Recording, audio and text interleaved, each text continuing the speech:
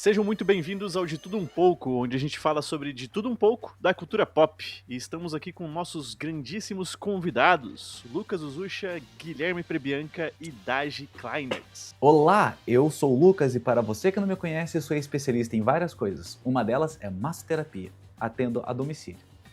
Isso com certeza é verdade. Hoje eu sou um quiroprata. Muito prazer. Lucas, vem cá pra testar. Você tá E o cara fala até com a voz aveludada ali, né? Joga um uau. A Uau. desidratação. E finalmente temos Daji. Se apresente, por gentileza. Meu nome é Daji Kleinert, e como o Guilherme meio que ele disse o que eu tava pensando em falar a respeito do Lucas massagear ele, eu acho que eu vou só falar que eu vou Daji Kleinertstar vocês. É isso O aí. clima está quente hoje. E pra quem não sabe como funciona, o De Tudo Um Pouco é onde a gente sorteia uns assuntos aleatórios da cultura pop e a gente debate até chegar numa conclusão aqui, com base no conhecimento que a gente tem. Então vamos sortear aqui o próximo assunto. Se preparem todos. Games AAA viraram serviço e não produto. A bancada concorda ou discorda? Polêmico. Eu não sabia que jogos agora eram iguais pilhas.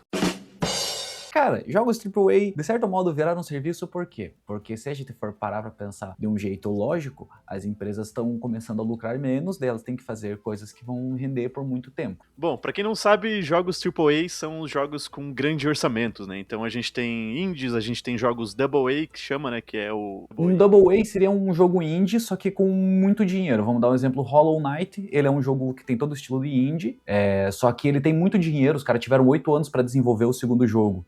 O AAA seria o oposto do indie, né? Então no indie a gente tem uma equipe menor, com pouco orçamento, o AAA seria o total oposto disso. É uma empresa gigante, milionária, que tem muito orçamento e muita equipe pra trabalhar. Informação que eu tô trazendo aqui pro programa. Seria mais ou menos uma comparação, assim, um jogo AAA seria um blockbuster do Michael Bay ou da Marvel. Exatamente. E um jogo indie seria o nosso Curta, o Retorno. Se inscreva no Curta. Já se inscreveu no Curta hoje? Exatamente isso. Quando acontece a pandemia, a gente começa a ter um ganho nas empresas de jogos muito grande, então os acionistas começam a querer mais lucro, querer mais coisas, e eles começam a fazer um monte de movimentação maluca, comprando empresas e tudo mais. Pós-pandemia, a gente começa a ter uma queda nos lucros, que era óbvio, daí os caras começam a querer fazer coisas pra, precisamos de dinheiro, precisamos de coisa, então vamos cortar equipes inteiras, vamos prometer jogos que nunca vamos lançar, e os caras começaram a fazer ações malucas de acionistas bilionários. Isso é a percepção real do que está acontecendo hoje. It's true. Eu vejo muito isso na questão de, tipo assim, os jogos estão ficando muito mais caros pra desenvolver, né? Então, essa é a premissa, né? A pergunta, que os jogos AAA estão virando serviço e não produto. Por quê? Se você cria um produto, se você cria um jogo ali AAA custou 500 milhões e você vende ele uma vez, duas e tudo mais, ele tem data de validade pra acabar. E daí, como é que você vai recuperar esse dinheiro de volta, entendeu? É muito mais arriscado. Por exemplo, igual o Lucas falou, eu vou criar um jogo de luta do zero, com um orçamento milionário. Quem garante que as pessoas vão comprar esse jogo, entendeu? Tipo, é muito mais difícil do que, eu vou criar uma nova sequência, vou fazer um remake de um jogo do passado, entendeu? Eu concordo com o tema também, eu acho que faz sentido isso. Por quê? Porque os caras querem lançar o próximo Fortnite. Eles querem um jogo que você lança uma vez, você pague uma vez, você, custeie uma vez, e ele vai rendendo ali o tempo que for pra você poder faturar, entendeu? Só que daí Joga uma Season Pass ali. Exato. Só que daí o que você cria de padrão no mercado? Você cria um serviço que, tipo, cara, ninguém quer isso. Tipo, o gamer médio talvez queira ali, o jogador médio. Eu quero meu FIFA todo ano e eu vou gastar minha grana e tudo bem. Mas a galera que gosta de videogame mesmo, a galera que, eu quero um jogo criativo, quero um jogo diferente, cara, você fica à mercê disso, entendeu? Porque daí cria padrões de mercado. Então, a Ubisoft agora ficou na moda de lançar remake. Daí, cara, eu não queria um remake, eu queria um jogo original igual foi o Assassin's Creed naquela época, entendeu? Tipo, com aquela mesma premissa. Só que isso não é tão lucrativo quanto a gente lançar um remake, sabe? Não, sem contar que, por exemplo, eles vão lançar o Assassin's Creed, eles vão lançar da maneira mais polida, e eu não digo em questão gráfica, é polida em questão de isso aqui vai ser polêmico, isso aqui vai encher o saco, isso aqui vai fazer as pessoas não comprarem nosso jogo. Muito mais do que o cara indie, por exemplo, que ele vai meter uma arte muito cabulosa que poderia assustar a parte do público, mas ele fala, não, eu quero fazer o meu jogo desse jeito aqui. E não vai ter um executivo que vai falar, cara, isso aqui pode ser que perca tal público, isso aqui pode ser que o jogo venda menos. Você fala, não, eu vou fazer isso aqui. Mas me passa essa impressão. Você tem ali o Hollow Knight, por exemplo, ele já veio numa contramão de jogos que eles já estavam bem pasteurizados, digamos assim.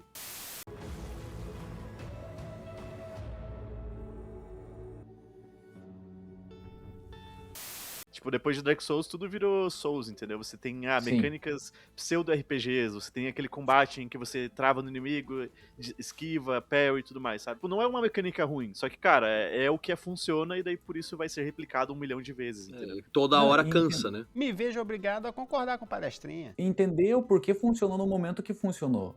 O Dark Souls, o Demon Souls, na verdade, e o próprio Dark Souls 1, ele vem em um momento onde os jogos era tipo vida infinita, mega fácil. Arcades, assim, mas... Os jogos, de modo geral, eles estavam ficando cada vez mais fáceis. E ele vem assim em um momento que, tipo, não era normal você ver isso. Era uma coisa totalmente bizarra. Você, nossa, o quê? Eu vou morrer e vai perder tanta coisa. Aquilo era muito contrassenso. E deu certo. Daí ele acaba gerando essa nova ideia de, tipo, nossa, agora eu tenho que criar um jogo difícil. Ô, E foi, Lucas, porra. explique um pouquinho o contexto do que é o Souls-like, o que o Dark Souls fez, só pro público estar por dentro. Então, o Souls-like, ele é gerado exatamente pelo Dark Souls, que foi o primeiro que gerou isso, que são jogos conhecidos exatamente pela dificuldade. É uma dificuldade extrema e ele é muito punitivo. É um jogo que você vai ter que andar por um cenário onde vai ter inimigos que são desafiadores e se você morre, você sempre vai perder tudo e você vai ter que conseguir chegar lá para recuperar. Também são conhecidos por não ter uma história clara, que isso foi uma característica que o Miyazaki, ele quis colocar isso nos jogos dele, porque ele queria que fosse uma coisa depressiva, uma coisa que você entendesse olhando o cenário, só que daí virou uma característica padrão desses jogos. Mas isso é uma questão interessante aí que você trouxe, né? A gente fala desse tema aí de,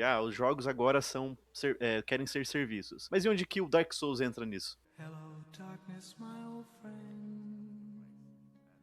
I've come to talk with... Porque o Dark Souls não é um serviço. Dark Souls é um jogo altamente autoral, cara. É tipo, eles têm Sim. um orçamento milionário, mas no início eles eram, acho que no início eles eram um double A, cara. Antes de existir esse Sim. termo, assim, o Demon Souls surgiu lá no Japão e foi muito nichado no início, né? Não teve o boom lá. O que explodiu realmente foi o Dark Souls, que foi a sequência. Aonde ele se encaixa no mercado onde a gente tem esse tema, sabe? De tipo, tudo tá virando serviço, mas daí vem um cara que é o Miyazaki, consegue um orçamento milionário, né? Porque o Elden Ring é um jogo AAA já. Quero saber a opinião de vocês, assim, o que vocês acham especificamente do Dark Souls?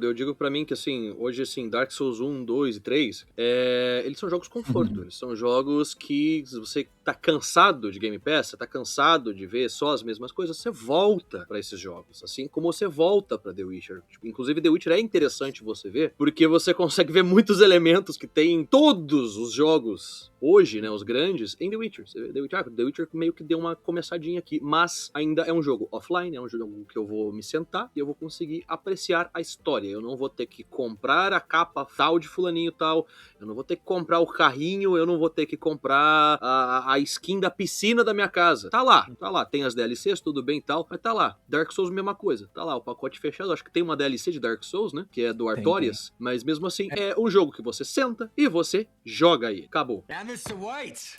É o mais perto de um produto que a gente tem de uma cultura de AAAs, assim, que querem ser serviços, Sim. sabe? Porque, cara, é só você olhar os últimos jogos como serviço que saiu, cara. É tipo, aquele Highguard, Concorde, tipo, cara, os jogos duraram uma semana, tiveram um investimento milionário, sabe? Porque todo mundo quer fazer o próximo Fortnite.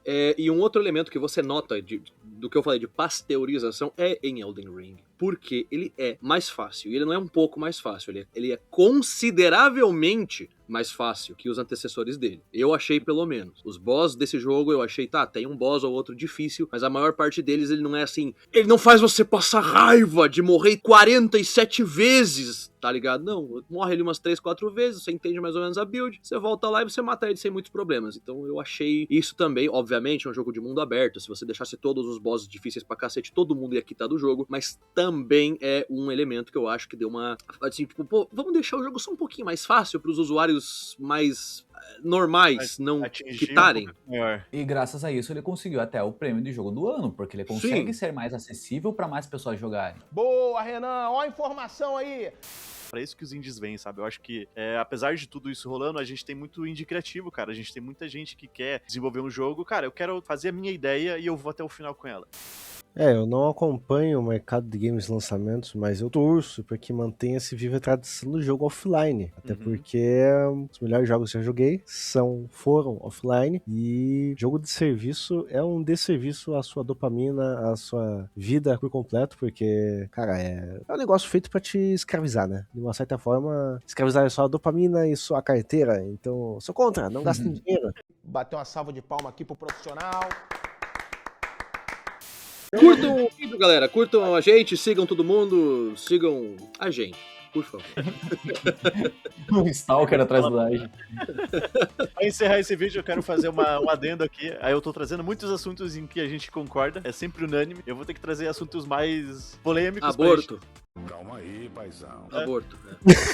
Essa parte Caraca. definitivamente vai ser cortada do vídeo. E podemos concordar que todo mundo concorda, né? Podemos concordar que todo mundo concorda que games AAA viraram serviço e não produto. E se você gostou desse vídeo, curta aí, compartilhe, sugira temas se você tiver. E até o próximo vídeo.